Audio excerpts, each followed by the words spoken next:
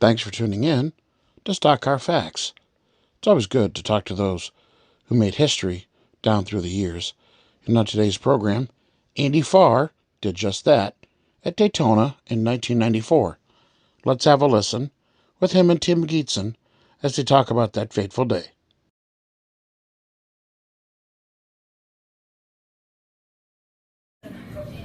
I always ask people if they're ready, and they never say I was born ready, but I appreciate everybody out there for tuning into Stock Car Facts TV, and got we're such good friends, I haven't talked to them in 30 years, Andy Farr and Timmy Geetson. Yeah, and appreciate you guys being on the show, and I'll be honest, I've been looking for Andy forever because I wanted to talk to him again about the 1994 qualifying wreck that happened to him, and I just could never find him. And you know, Andy, like Andy said, he's not much of a, you know, I mean, what do you call it, glory hound, but Timmy's the other end. He doesn't mind talking about it, whereas Andy's like, I'm bring Timmy because he can help me remember. So it's a perfect fit. I don't know if it's a glory hog, but I think what it is or whatever. I am the ultimate, not the ultimate, but one of those many people that you meet that loves to tell a story. Yeah, I didn't mean to make it sound like he's not, but you are. I didn't mean to make it sound like that. I just mean he deserves the glory, and I'm just he doesn't want I'm it. the support factor. Like always, right? You were the support guy. It works out fine. Tim's always been a good storyteller. So. Yeah. Well, he knows everybody in Detroit, right? I mean, jeez, you know. But, you know, it's better than sitting there and just staring at each other going, what are we talking about? That certainly doesn't lend itself to an interview show like this. But, I mean, you're YouTube famous. I mean, if you, like you said earlier, people ask you how much you make off that, and you're like, that would be nothing. Right. But they're being monetized. Well, like I was explaining, probably not, because it's not their, it's hard to say. It's not their clip.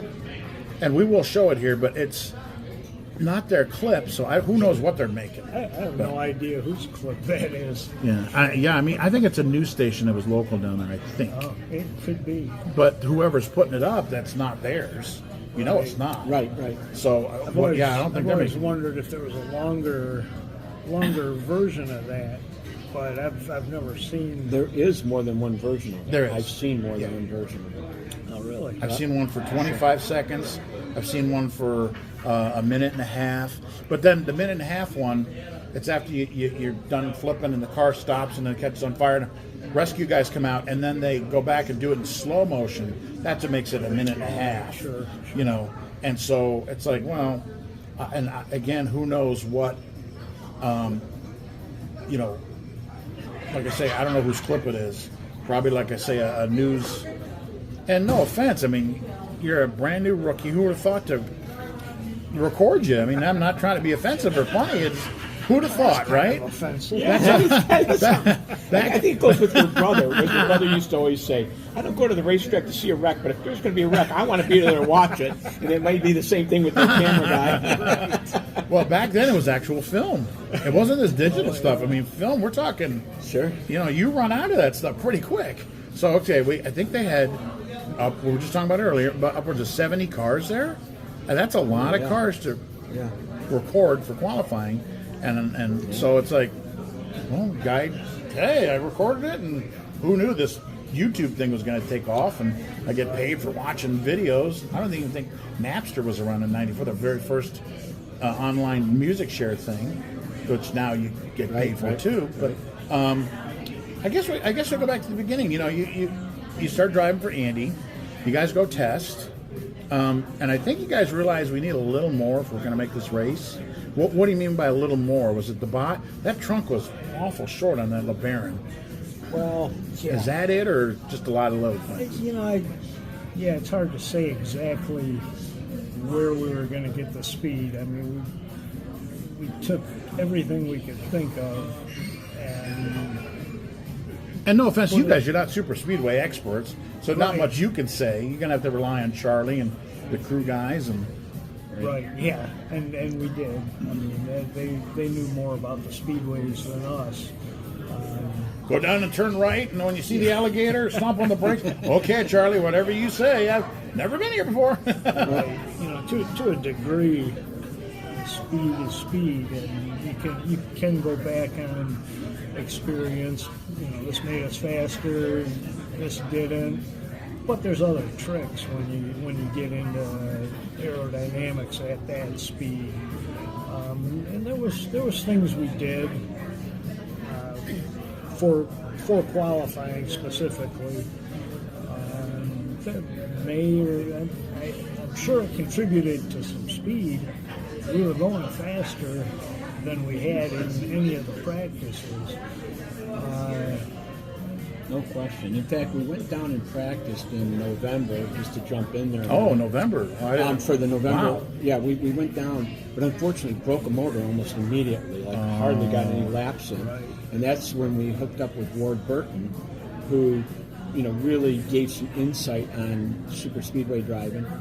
And then, of course, as I said earlier, Andy and I would fly in, and the crew would.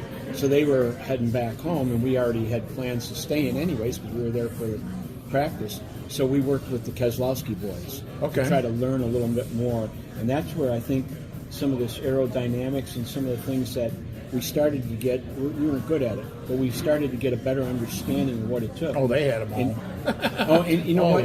One of the great things was I remember Ron specifically pointing out and showing me, Ron Keselowski, how if we move this a quarter of an inch on the cowl, not on the front end, not on the back end, not on the switch, we just move this, a quarter inch, we'll see what happens, but we should go faster. And they picked up almost 2 miles an hour. Yeah, they really picked it up. Difference. So when we started looking at that, we literally talked about that for hours on end at different points there. Okay, when we get to Daytona, what are we looking for, right? And not to override Charlie because he'd been there many times. That was my next question. Was Charlie open to those? I mean, he was friends with Keselowski's, but Charlie. Charlie also went by what he knew, right? And sure. So we knew nothing as far as Charlie. No, I mean really. Yeah, there wasn't we knew much nothing, we could tell him. And we basically said, yeah, we know nothing, but we're trying to learn, right? That's really how. But we did talk to Ron and Bob. That's how. Well, yeah, but it wasn't just that, but it was that we brought Ward into the fold, and then at the same time we talked with other Cup guys and Speedway guys. But the big deal is that we stayed to try to learn something more about it, and the Keselowskis were more than gracious to let us do that, And so we spent the next couple of days with the Keselowski boys in the pits trying to learn. So when you talk about what happened, I have my theory. We'll see what Andy's theory is. But, I know what we did before Andy went out to qualify. Well, I'm gonna take it back to then that morning. I mean, are you like okay, I got to put my left shoe on first, then the right? Are you that kind of superstitious type of guy? Is it like, no. I got to eat, I don't eat anything, or I eat a pancake or Pop-Tart or whatever? Is it just, I'm ready when I'm ready? Yeah, I didn't really go for any of the superstition stuff. That particular morning was just focus on the lap. There's so many cars there. We knew we had to go faster, and we didn't have to go that much faster to get us in pretty solid. And probably points weren't going. You guys weren't probably that far up in the points. That was at the beginning of the year. Yeah. Well, because they went from the think year that's before for points. Well, but there's a lot of guys that might have. I forget how many the provisionals at the time. So you guys are talking about making speed. What I remember, and again, it may be. My memory may be foggy because it's been a long time now. It's been a lot of things have happened since then. But what I remember is the time that we figured we had practicing the car, we were not going to make the show. We had to find speed. But one of the spots that was really critical to the whole thing was I think when you hit the straightaways that it would bog out for a second. Remember the carburetor? That's odd. The carburetor was having problems, and Charlie kind of felt that as well. So he had the magical carburetor for. No, he really did. No, I'm telling you, it was a great carburetor. In fact, it's the only piece that he kept off that car. The rest of it went down to the museum. Wow. But in any case, we changed the carburetor to try to get that out because, and he never got the chance to practice that carburetor, right? Now you're going to take a flat spot out, and hopefully that gets us in the show. We'll worry about getting speed after we get in the show. Yeah, that was the most significant change to the car. All the other little tricks that go with qualifying, we did, but just like everybody else does, so there's no advantage there. But the car gained a lot of speed. But did it affect the drivability? Were you like, whoa, Well, this feels weird. apparently. I don't feel that before. So this is what I think that we learned from Keselowski's, is that on a speedway, every half a mile an hour, a quarter mile an hour, to every mile an hour faster changes with the aerodynamics as well. So if you put more speed into the car, you have to correct your aerodynamics to go along with that. Oh. So one other thing that we did before Andy went out, and literally it was a last second deal, not sure why we did it, but we did it, and it doesn't matter who decided that, but we put an extra piece of tape along the bottom front in front of the radiator. So now you've changed the aerodynamics considerably, because I was telling you a minute ago, quarter inch on a column did this. Yeah.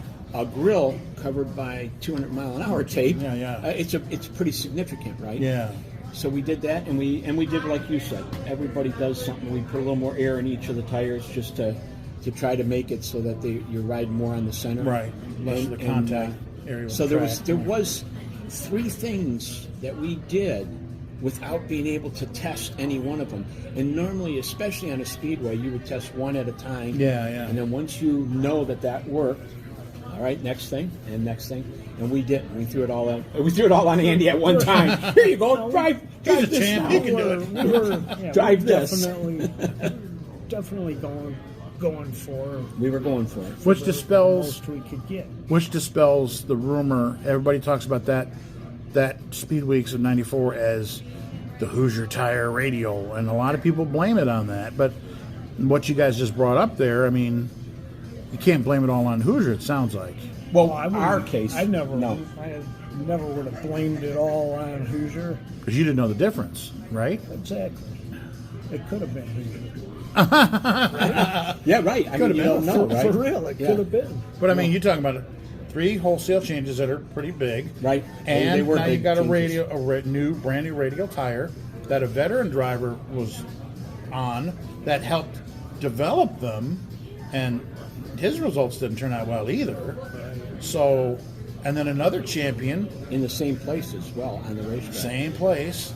Then Neil Bonnet, then Rodney Orr. That's right. I mean, over in turn 2, but anyway. Right. So But there Neil was turn 4. turn 4. So 2 champions and a legend of NASCAR had major problems, and 2 guys, didn't leave. I mean, you did, thankfully, and yours was the most spectacular looking, and you kind of rolled away on the stretcher. Kind of walked away a little bit and then rolled away. That's a weird thing in racing. The longer your wreck lasts, the easier off Because the it parts is on the driver. dissipating the energy, right? That's a little physics lesson for those fans out there that don't know, but there go the parts and pieces.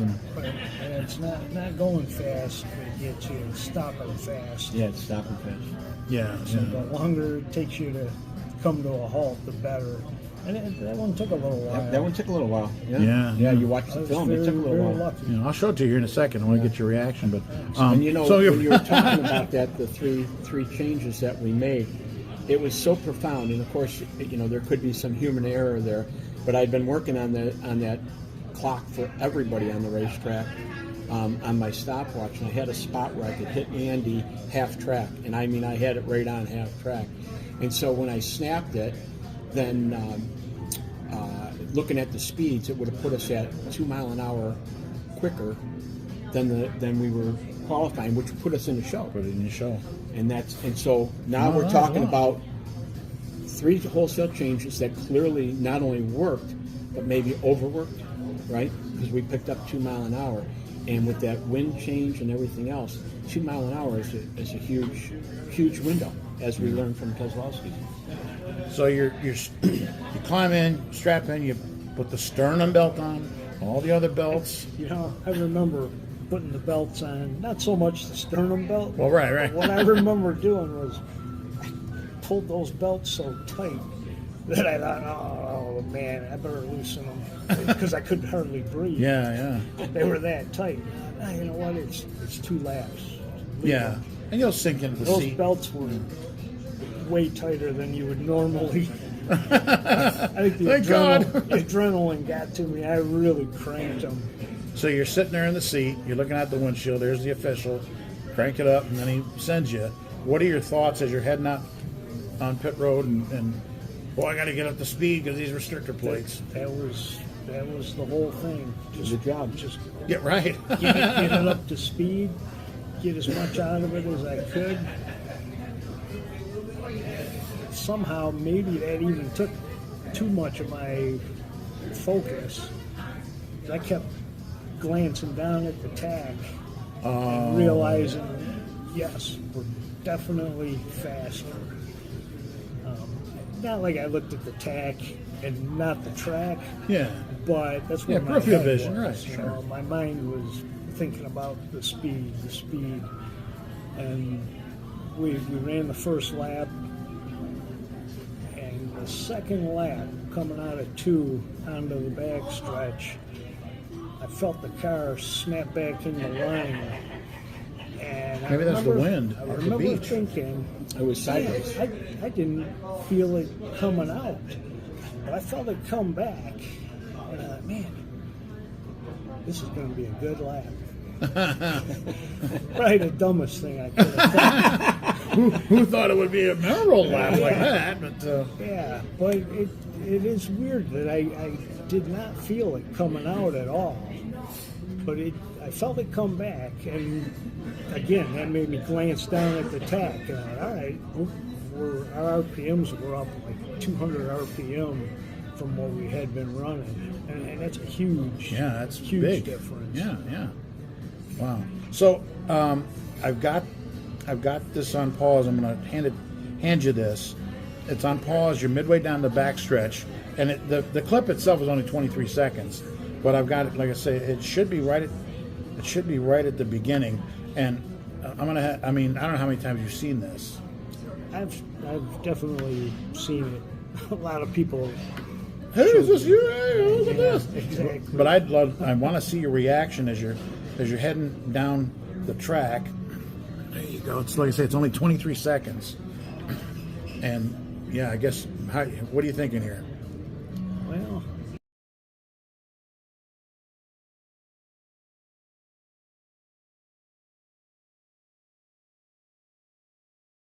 Well, we are in the corner.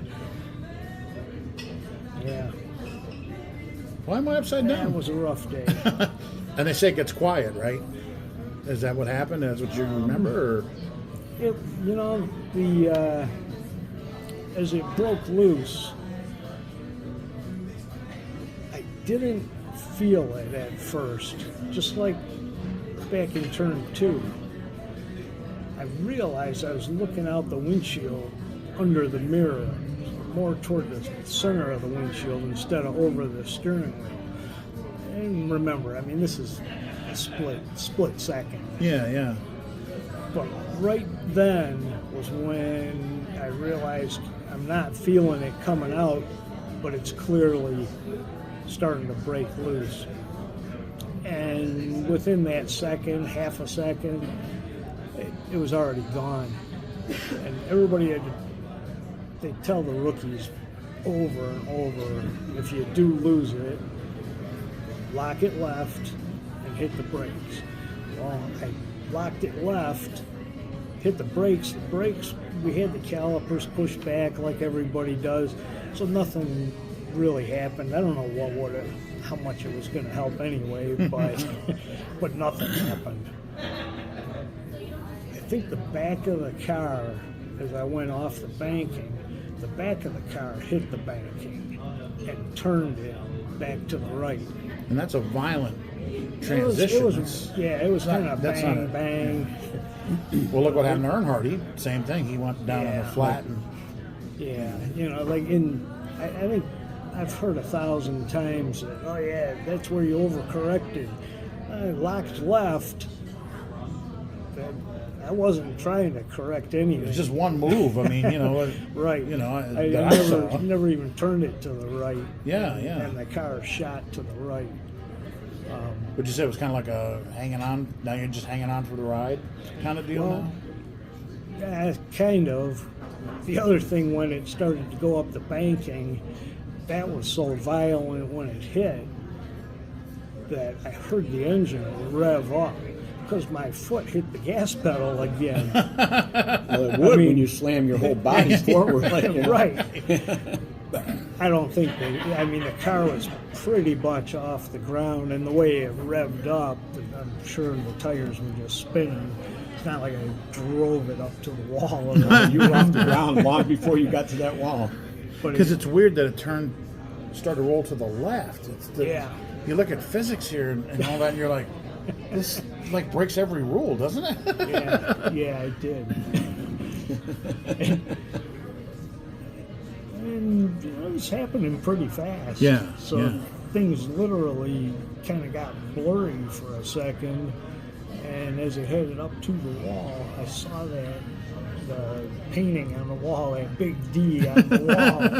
And Oh, it's supposed to look like this. it was like filling the windshield fast. I think I shut my eyes just as it hit, and that frickin' hurt. I mean, that knocked the air right out of me instantly. I think there's a picture here of the roll bar even bent down a little bit. If I'm not mistaken. I mean, that's the interior of the car right there. I mean, and it looks like it held up real well. It did. I know the top of the car hit the top of the wall. Yeah. It put a big V shape, wall shape. Because the way the impact, backwards no less. And it looks like, from the pictures I've seen inside the car, it looks like it knocked that thing down about shoulder high, the top of the cage. It did. But it was next to me. Yeah. It still left you a very small space in there, but for some reason it happened in the dead center of the car with good fortune, right? Yeah. But that was literally, like you said, about shoulder height when it We're talking down like that. Talking inches. I mean, could have been way different. Oh, it could have been a whole. I mean, look outcome. what happened to IndyCar driver happened to Vegas, and he got it. The fence and that's all it takes. Top of his head, and just like this, the car really held up well, but it also it goes to show that sometimes fortune's with you. Like you said, two other guys had misfortunes, and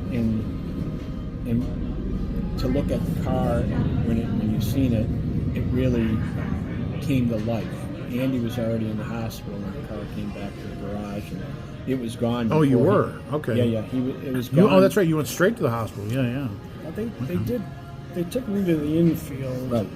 And I think they said I looked good. Well, feel good. But they told me you should probably right across the street and we'll get some X-rays. I'd love to know the look on the safety worker's face. Can you imitate it? When they got to the car, like, you're breathing? You're here? That thing came to a stop. And, man, those guys were there so fast. Yeah. Video proves it. I was sitting there and I looked over and I saw the truck stop and a guy jumped out and was running toward me, and I saw him grab his radio, and he had the headset on already, and he says, yeah, he's moving. Shit, he's climbing out. Because I know that they had told me they didn't think that he survived it. Oh, right. Well, we were talking about it the other day, how, you're standing on pit road, so you can't see over there. We're all lined up ready for you guys to take your lap, get out of the car, kneel down to get your picture. That's what we were all doing. Well, we got 2 laps to wait for it. That's what, a 50-second lap at Daytona. So you're talking something like that, yeah. 2 minutes, and you hear, and I remember there's a bang or a boom or whatever, and then it's like, you never know how serious it is until, at that time they didn't have big screens. No. And now it's, you see everything, or you can just watch it on your phone. But back then, you're like, and then they're like, oh my, it's bad. And you're like, well, what do you mean bad? Okay, he's alive, but bad, like what bad? Like bad or what? And then when the rollback came in with all the parts and pieces and stuff in trash cans, you're like, oh my God, this is really bad. And then you find out that, you were the first, I don't know if it's happened since, but the first guy in history to cancel activities at the track because of a broken wall. It's the only car that's ever broke the wall at Daytona. In fact, by the summer race, they had extended the wall 3 feet deeper with concrete all the way around. 3 extra feet of concrete on the outside of the wall so that it would never happen again. And in that area, and I don't know if it's still that way today, but it was about 6 inches taller, the wall. So they pickaxed the wall, and they poured new concrete, and so that it was ready for the next morning for Neil to take himself out. Yeah. Oh, yeah. You guys were first, right? Terrible. That happened. Terrible. You guys were number one. Yeah. What were we talking about? That V. That's that V you were. Yeah. And then you look at this picture, you're like, somebody survived that. Right. And as God. I was talking Lord. when we were sharing stories on that, I was, as I said earlier, I was clocking in half track, right? And clocking all the cars for that matter, half track, to see how people are performing. And so I was well down pit road because we were the third ones out, right? Yep. And so I couldn't even hear him at that point. Like you could hear him. You were further down the track. And so when you went into the corner, I'm like, you should be here. And then I just saw smoke going up, black smoke going up, and immediately started running for the hospital. And so then people from the cup cars were down there, and they were all telling me, hey, this thing was worse than Petty's wreck. I'm like, how could anything be worse than Petty's wreck? Daryl rolling down the front stretch. And that's also when they told me they didn't even think that he was going to step out of the car, and they couldn't believe that he was actually climbing out himself. So yeah, because they were all on their haulers. They could watch it. Right. Because that's where they park those haulers. Right. But us on pit road, we're like... Right. And I heard from all of them on the route down to the hospital. Because, them field drivers, hospital. they're the first ones always there. They want to see how he's doing. Yeah, that's a real good picture to show you how low that roof bar really came. It didn't leave much room. So, I know they got cameras in there in the hospital. Were they showing it at all? Did you get to see that while you were in there, or did you have to wait to get to the hospital and watch it on the news later? I don't remember seeing it in the hospital, but I remember one of the nurses saying, "Oh, they're going to show it right now," and he stepped out of the room, and I heard it sounded like a crowd all, whoa. And he's in there. And those guys know. They've seen it all. Yeah, it was an experience, I'll say that. So you spend the night in the hospital, and you cracked your sternum or bruised your sternum? Bruised your heart, cracked your sternum. Cracked the sternum. How hard was that to sleep? I mean, how hard is that to breathe? I'm sure you're on your back. I'm sure you're not turning on your side. I found that, it actually really hurts. I don't recommend it. A lot of things you could do. Don't do that. Because remember, Earnhardt broke his in '96 at Talladega. Right. Next week he goes out, wins the pole, whatever. I think it still amazes me because I found that if I didn't breathe, it didn't hurt. Okay, there you go. That's a good solution for about a second or two. Yeah. Wow. Fixed. Well, and you were at the track the next day. You and I spoke. You were at. I could have sworn it was the next day. Was it 2? Yeah, it was 2 days. Oh, that's right, because they stretched out. Right. Speed weeks is long. Right. But you were at the track, and I was like, I mean, you're walking, so you got to breathe. Walking it's like pretty slow. Well, right. Walking. But it's like, did you feel? Okay, this is my get back on the horse moment. I'm coming back. I have to, or just I want to come back and I feel bad. And is there pieces I got to pick up? What should I do? You know, what was your thinking behind coming back? I don't know. I kind of wanted to. I guess I wanted to just show everybody that, hey, I'm okay. You know, it was kind of remarkable, and it went on for a long time when I would run into people that people I know that saw it, and you know, they would tell me, you know, that they cried when they saw it, and I just I didn't know you loved me so much. well, I hated that. It just, I felt so bad that I put all my friends through that. I mean, But it shows maybe they care. that's not rational, but that's how it felt. Yeah. You know, and I just needed to show everybody, yeah, I'm good. I remember relatives in England saw it while you were still in the hospital. Yeah, I forgot about Yeah, that. it's They wild. You had relatives overseas, That's wild. right? They're right. like, hey, we saw this, you know, and saw it. You know. And you're really here? So, you know, being a good friend, you know what I did? Oh, great, Andy. You come to the racetrack and you break the toy. Don't make me laugh. Nobody's ever broke this. It's been running since 1959, and you broke it. Thank And you. there he goes, makes you laugh. Yeah, great friend. Great friend. I'm not listening to anybody. Don't make me laugh. Yeah. Because I had asked you to write an article for the magazine at the time, and you agreed. And I remember you saying that in the article that, yeah, as long as I don't laugh or breathe, I'm fine. But you guys didn't stay and watch the race, did you? Or did you? I mean, because you already had a flight probably planned. So did you just stay, or I don't We did stay. Yeah, we did. For the race. I vaguely remember watching the race. Yeah. And I the couldn't girls, even tell you who won that year. the girls were pregnant. And Mike Wallace, Schrader's car, that black car, the Durant car. Our wives were pregnant at the time. Oh, great! And here's the thing. Don't stress me out. I'm pregnant. The great part is that they weren't even scheduled, and they didn't come for another 24 hours after the wreck. They had plane flight and reservations, so they didn't even come down. So Lori couldn't even be there until the next day when Andy was, and she got to come down and see him in the hospital instead of at the racetrack. What was her reaction? You're not doing this I didn't- anymore. yeah. No, I'm just kidding. No, you already you said she know. was supportive. Yeah, honestly, I don't remember other than she was supportive. One thing I do remember, walking at the track that day, and I had Lori, my wife, on one arm, and Liz, Tim's wife, on my other arm, and we're walking at a snail's pace through the parking lot at Daytona, and some guy walked around the corner.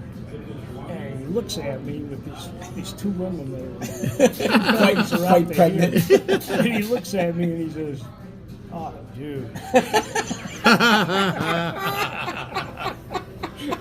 It would take longer to explain. He's like, whatever you You don't know the half of it. it. We'd be here to the end of the day if I explain it. That's too yeah. funny. Yeah. So you guys watch the race. I mean, like you say, you got to walk slowly through the parking lot, you know, because I can't imagine, you know, it takes a little bit of wind, you know, depending on where you're parked, you know. It's like, okay, you make it home, you know, and you got a job. Did you go right back to work, or? No, it was almost a month, I think, before I was able to really function normally again. How was your boss? I mean, I guess he It was. was good. Yeah. I mean, obviously you What can can't you do, work. right? Yeah, right. But some bosses are like, oh, you know, you ain't got that much bank of time, you know, you jerk. Unfortunately, his boss, kind of the guy that was over him, is in many of your pictures here because he was part of our crew. It helps. Oh my! It helps. So when you see the car, you know, so you never got to see the car afterwards ever. No, not really. Not even in the museum. I stepped out of the car and. Well, you saw that, yeah. Yeah, I looked at the roof and oh man, We're not I got fixing the this. roof. Exactly. I'm thinking we're not fixing this in time. No for the backup race. car.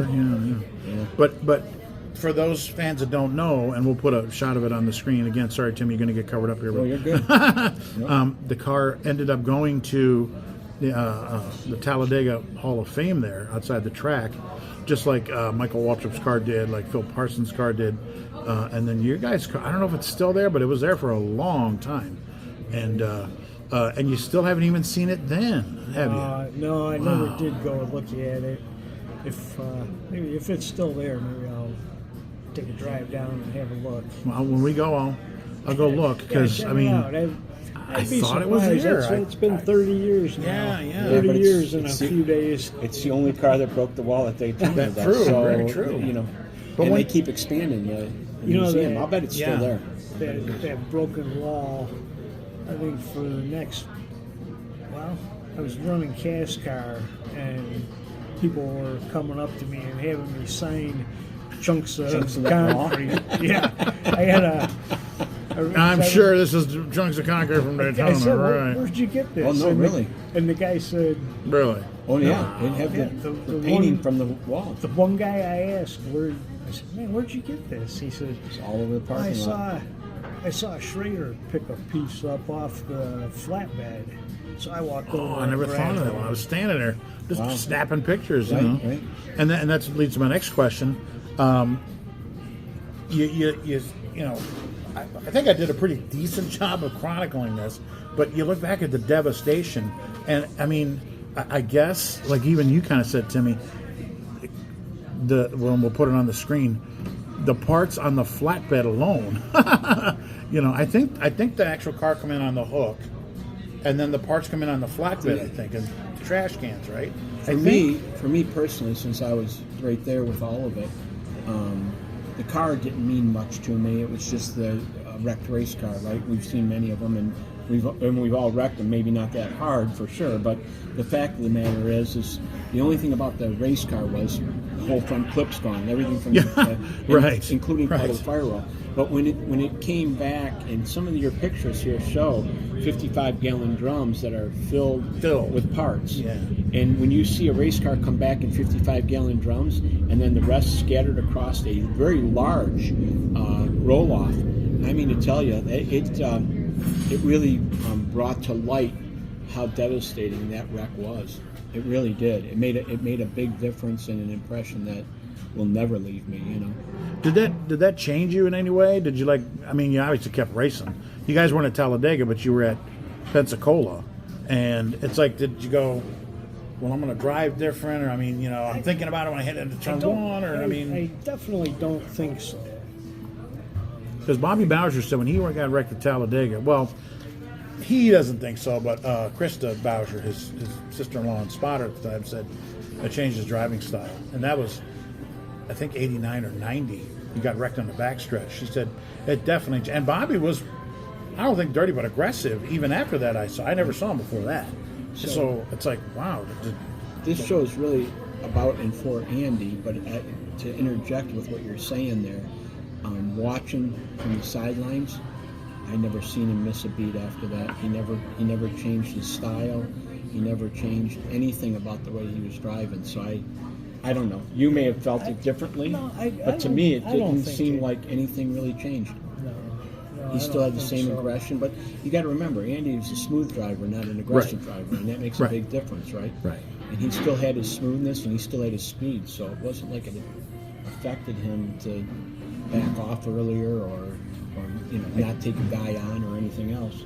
I do recall laying in the hospital and talking to somebody, and I do remember saying, man, if it's going to be like this, forget it.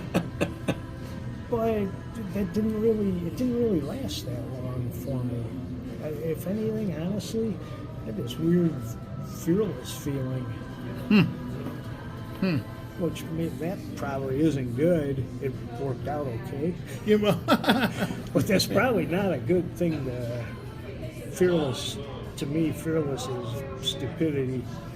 Well, that was me. I'd be like, shoot, baby, I'm invincible. Look what I just survived. I mean, who knows the gamut of emotions you ran through? But one emotion, I'm sorry. I do remember my mom saying, "Well, did you learn anything from this?" I love Mom. I said, "No, I can't remember the word." That she used? No, that I used. Okay. Yeah, G-rated show, PG at most. No, I said I'm messing with you. something to the effect of, yeah, I learned I'm invincible. That's what moms want to hear. See that cat flapping she in the didn't breeze? really and like that. My own theme music, of course, Immortal.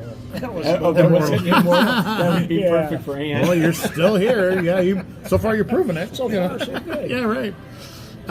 Talk about emotions. I remember at the track that day, and I mean, everybody's probably just in awe. I'm sure they're treating you with kid gloves, especially don't touch you because, my sternum was broken, my heart's bruised. But you said that some lady come up to you, and if you can remember the joke, I'd rather you tell it. But something about your heart. She said, "Are you okay?" or something, and you can tell the joke. Yeah, I believe I told her I had a broken heart. And she seemed to think I was really broken, yeah. had a broken heart. Because you imitated Just what her broke my face heart. was at the time. She went like you were really serious. You got that dry kind of sense of humor. You were more dry than you are now, but and it was so funny watching you tell that story. I couldn't help but laugh, and I'm sure you got that a lot. People, Andy, well, I mean, were you thinking ahead though? Okay, we destroyed that car, but now we got to get ready for Talladega because we didn't have Atlanta, or did we have Atlanta then?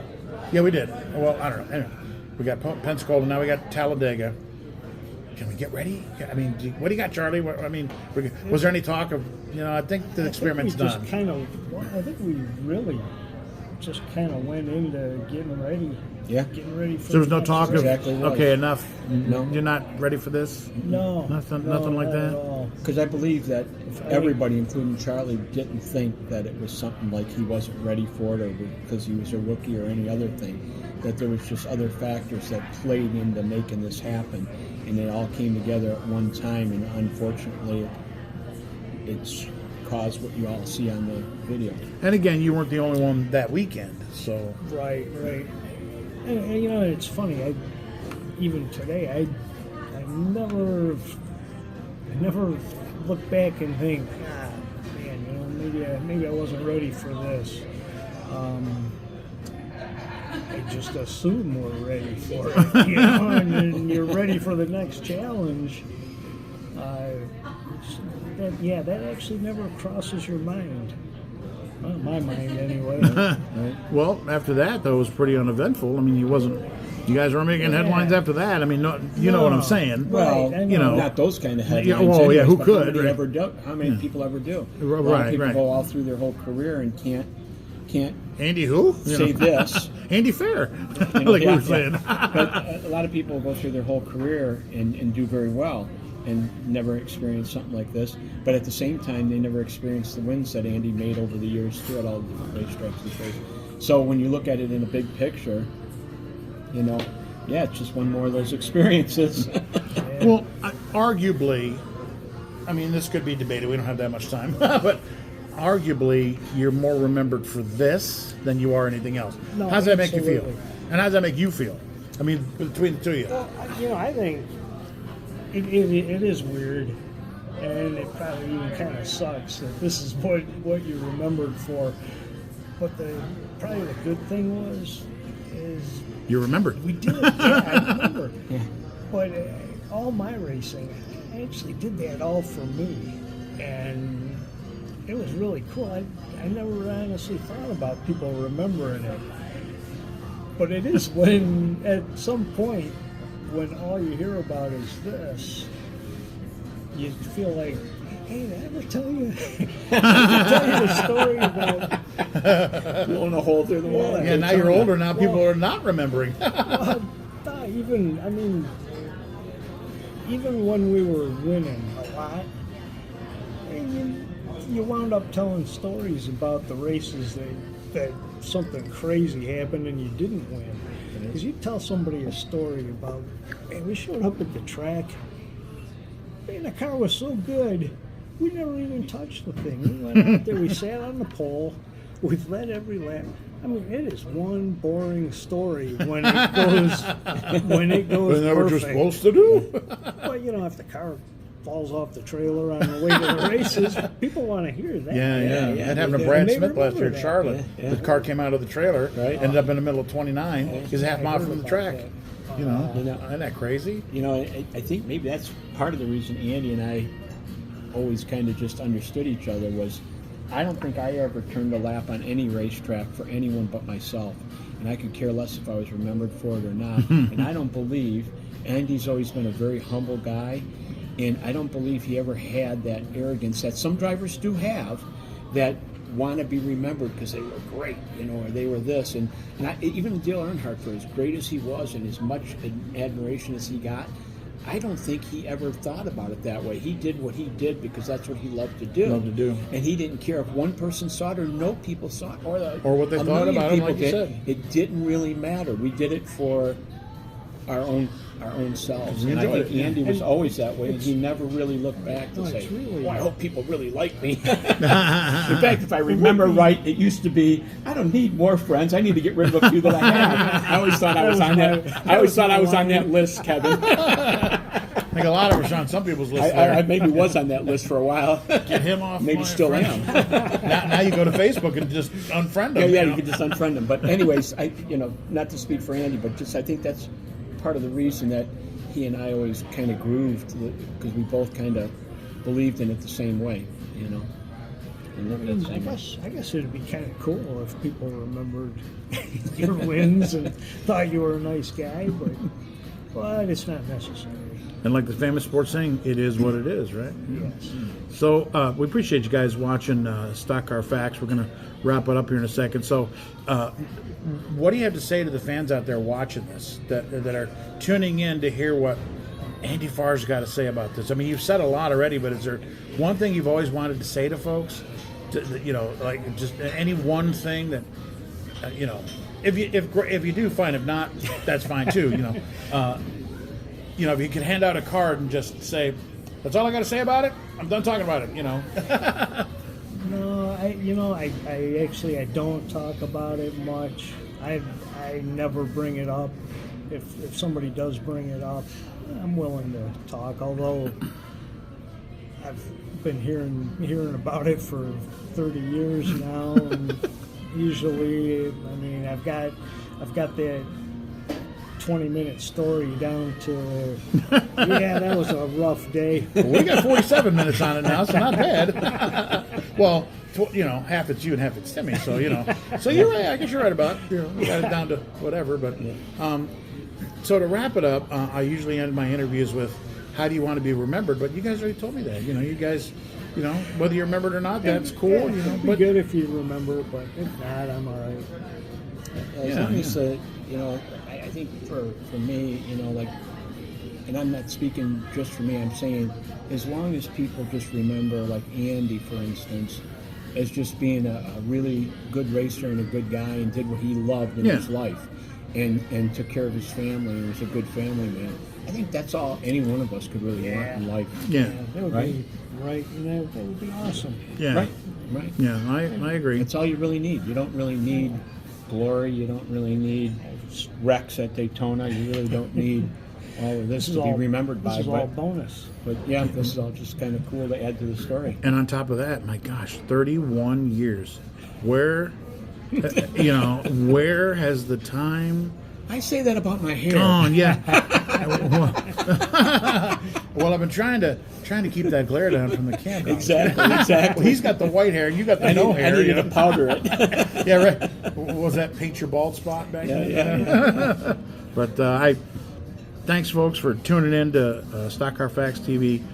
Hit that like button if you would. It doesn't cost a thing. The views don't cost a thing. Hit that notification bell for videos like this to pop up, and I can't tell you ecstatic I am to have these guys on the show.